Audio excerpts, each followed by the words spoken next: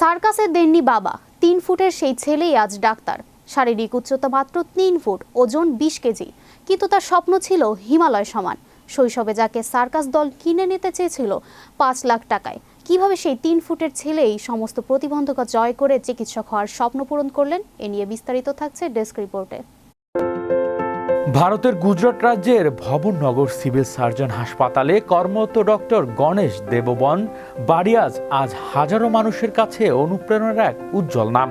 মাত্র 3 ফুট উচ্চতা এবং প্রায় 20 কেজি ওজনের এই মানুষটির প্রমাণ করেছে, স্বপ্ন যদি সত্যিকারের হয় তবে কোনো বাধাই তাকে থামাতে পারে না। শৈশবে গণেশকে নিয়ে সামাজিক কৌতূহলের শেষ ছিল না। এমনকি একটি সার্কাস দল তার বাবাকে মোটা অঙ্কের টাকা প্রস্তাব দিয়েছিল যাতে তাকে প্রদর্শনীর জন্য নিয়ে যাওয়া যায়, কিন্তু তার বাবা সেই প্রলোভন প্রত্যাখ্যান করেন। তিনি সিদ্ধান্ত নেন ছেলেকে শিক্ষিত করবেন, মানুষ হিসেবে প্রতিষ্ঠিত করবেন, আর সেই সিদ্ধান্তই বদলে দেয় গণেশের জীবন।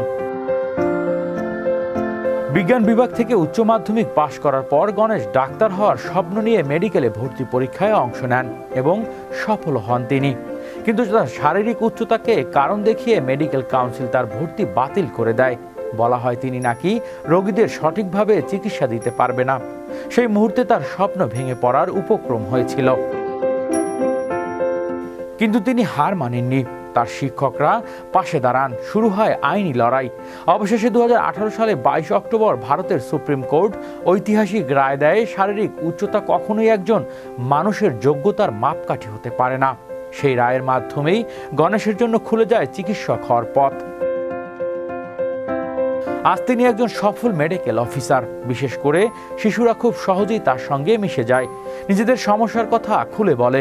গণেশ বিশ্বাস করেন তার ভিন্নতাই তাকে মানুষের কাছে আরো কাছাকাছি নিয়ে গেছে।